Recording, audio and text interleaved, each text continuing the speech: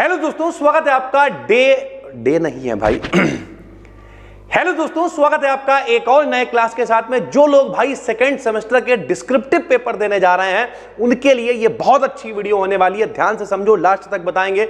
और हमने भैया 3-4 साल में 4-5 बार पढ़ा चुके हैं ये सब कुछ। तो डिस्क्रिप्शन में फ्री प्लेलिस्ट डाल देंगे, जो जो टॉपिक बताएं उसमें ढूंढ के पढ़ डालो मेरे भाई। नहीं भी ढूंढ पाओ, एक आध टॉपिक इंगे उंगे ए ओ कहीं से पढ़ के जाके पेपर आराम से दे आओ, अच्छे नंबरों से पास हो जाओगे। टॉपिक वाइज बताएंगे कि कौन से लॉन्ग क्वेश्चन है, कौन से शॉर्ट क्वेश्चन है, डिटेल में चर्चा करेंगे। भैया इस पूरी वीडियो को लास्ट तक देखना, ठीक भाई। डिस्क्रिप्शन में प्लेलिस्ट डाल देंगे। जिनके पेपर ऑब्जेक्टिव है उनके लिए सीरीज ऑलरेडी बनी हुई है, वो लोग भी टच में रहे। पहला क्वेश्चन है भाई, कार्बोहाइड्रेट अपनी पहली यूनिट है। ध्यान से समझो, कार्बोहाइड्रेट के बारे में बेसिक डिटेल पढ़ लो। मेरी एक वीडियो आप देख लेना, कार्बोहाइड्रेट सर्च करना, हो सकता पहले नंबर पे आ जाए, वरना प्लेलिस्ट में पड़ी हुई है। कार्बोहाइड्रेट, कार्बन के हाइड्रेट को कार्बोहाइड्रेट कहते हैं। CHO से मिलकर बने होते हैं, ठीक। इनमें मोनोसैकेराइड, डाइसैकेराइड, ओलिगोसैकेराइड, जे वो नौटंकी सब पढ़ लेना। कार्बोहाइड्रेट अपने आप में लॉन्ग में आने की दम रखता है, बाकायदा टेबल बना के समझाया हुआ भाई, ठीक। तो कार्बोहाइड्रेट के बारे में बेसिक जानकारी होनी चाहिए। कार्बोहाइड्रेट के अंदर जो सबसे इंपॉर्टेंट है वो ग्लूकोज है।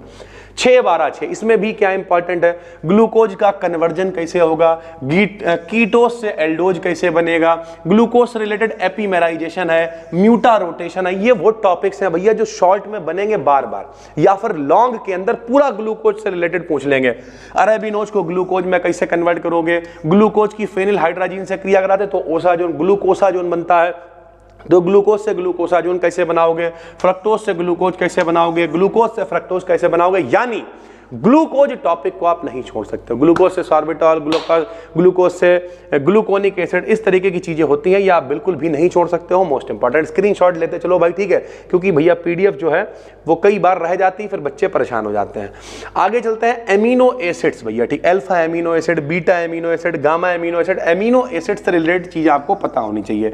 प्रोटीन क्या होती है, इसका डीनेचुरेशन, गर्म करने पर इसका स्ट्रक्चर टूटने लगता है, इसे डीनेचुरेशन कहते हैं। प्रोटीन का जो स्ट्रक्चर है, इसमें अल्फा और बीटा वाला जो स्ट्रक्चर है वो 101% लॉन्ग में आता है मेरे भाई। तो प्रोटीन के स्ट्रक्चर को आपको जरूर पढ़ना है भाई, ठीक है। उसके बाद न्यूक्लियोटाइड में क्या आ जाएगा, न्यूक्लियोटाइड का मतलब DNA RNA की बात हो रही है, तो इसमें आपको न्यूक्लिक एसिड जरूर पढ़ लेना है, DNA पढ़ना है। RNA में कई बार अंतर पूछ लेता है डिस्क्रिप्टिव अगर पेपर है। DNA का वाटसन क्रिक मॉडल आपसे पूछा जा सकता है, ये देखो लिख भी दिया हमने, DNA का वाटसन क्रिक मॉडल आपसे पूछा जा सकता है। इनके बारे में बेसिक जानकारी आपको होनी चाहिए, सब कराया हुआ है भाई, प्लेलिस्ट में आपको मिल जाएगा, ठीक है। जो लोग कोर्स के अंदर इसे देख रहे हो वो लोग भी टेंशन ना लो, क्योंकि सब कुछ यहां पर पढ़ा हुआ, चाहे आप प्रो कोर्स में देख रहे हो, नॉर्मल कोर्स में देख रहे हो, सब कुछ अवेलेबल है, आपको बस पढ़ना है भाई, ठीक है। Bragg's equation 2D sin theta बराबर n लैम्डा भैया कराया हुआ है, आपको मिल जाएगा ब्रैग्स इक्वेशन। पाउडर मेथड इसका मोस्ट इंपॉर्टेंट है, ये भी पेपर में आता है। लॉ ऑफ क्रिस्टलोग्राफी क्या होते हैं, बहुत इंपॉर्टेंट है, करा चुके हैं, पढ़ लेना। ब्रेवाइस लैटिस क्या होता है, स्पेस लैटिस क्या होता है, यूनिट सेल क्या होते हैं, किस तरीके से 14 प्रकार के सिस्टम होते हैं, जिन्हें पूरे को मिला के भैया ब्रेवाइस लैटिस हम लोग कहते हैं। डिटेल में पढ़ाया हुआ, आप पढ़ लेना भाई, ठीक। सिलिकॉन्स और फास्फाजीन्स क्या है, इसमें भी ट्राई फास्फाजीन खूब पूछा जाता है।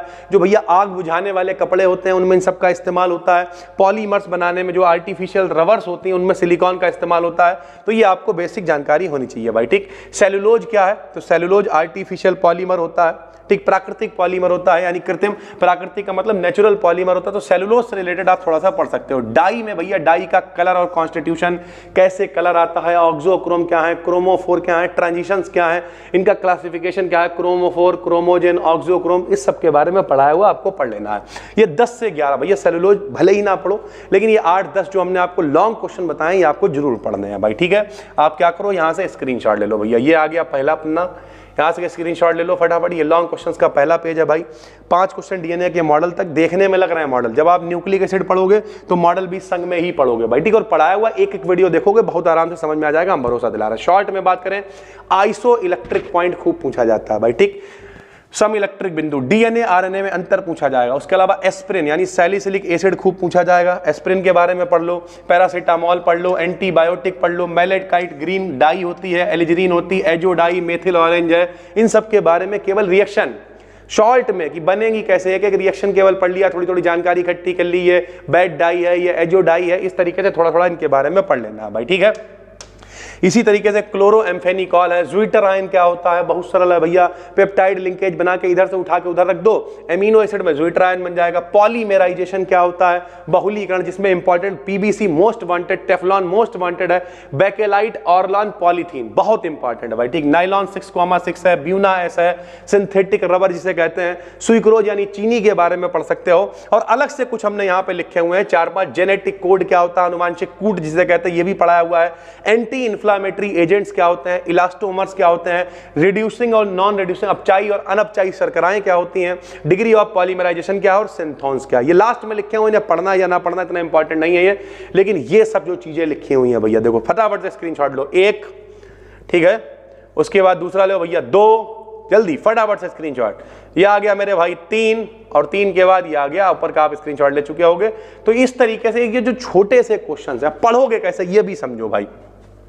कार्बोहाइड्रेट कुछ नहीं पढ़ा, कार्बोहाइड्रेट से शुरू करो, पहली वीडियो देखो कार्बोहाइड्रेट की, आपको मजा आ जाएगा, कॉन्फिडेंस आएगा कि हाँ हम कर सकते हैं, ठीक। ग्लूकोज कठिन टॉपिक है, कोई बात नहीं, आप क्या पढ़ो, प्रोटीन वाली वीडियो देखो, आपको मजा आएगा भाई, ठीक। आप डीएनए का मॉडल देखो, आप ब्रेग्स इक्वेशन देखो, आप ब्रेवाइस लैटिस देखो, ये सब पढ़ते पढ़ते अगर ऊपर के 11 क्वेश्चन ही पढ़ लिए भाई, किसी किसी यूनिवर्सिटी में डिस्क्रिप्टिव पेपर 25 नंबर में लॉन्ग आता है, 2 लॉन्ग आ गए, फंस गए, 2 लॉन्ग, कहीं कहीं एक ही लॉन्ग आता, कहीं कहीं एक लॉन्ग, एक 15 नंबर में आता है लॉन्ग, 2 लॉन्ग आ गए भैया, 40 नंबर होगा 75 में से, बाकी कुछ पढ़ने की जरूरत नहीं है। तो कुछ नहीं कर सकते तो कम से कम ये 10-12 टॉपिक तो तैयार करो यार। ये 10-12 टॉपिक अगर आपने तैयार कर लिए तो भैया जब आप न्यूक्लियोटाइड पढ़ लोगे तो isoelectric point, DNA, RNA, dye वगैरह पढ़ लोगे तो जो इंतजाम जितना भी है, मेथिल ऑरेंज है, जो डाई जे, वो सब अपने आप तैयार हो जाएगा यार। देखने में इतना सब लग रहा है, देखो जरा सा बढ़ाते हैं खत्म हो जाता है, बहुत ही सिलेक्टेड है भाई ये। उम्मीद करते हैं समझ में आ गया होगा। डिस्क्रिप्शन में जो प्लेलिस्ट पड़ी हुई है, ऑब्जेक्टिव पेपर है उसकी भी प्लेलिस्ट डलवा देंगे, जो प्लेलिस्ट पड़ी हुई है उसे देखो, मन लगा के पढ़ो, और फ्री में अपना टेलीग्राम चैनल, सब नोट्स वहां पे पड़े हुए हैं, ये पीडीएफ भी मिल जाएगी, सर्च कर लेना पीडीएफ में, second semester chemistry important question मिल जाएगी। यानी सरल भाषा में टेलीग्राम पे भैया चैनल है फ्री में, बी डिकेडियन बीएससी सब कुछ वहीं है, वहीं से पास हो गए भाई। फिर मिलते हैं, तब तक के लिए धन्यवाद, थैंक यू।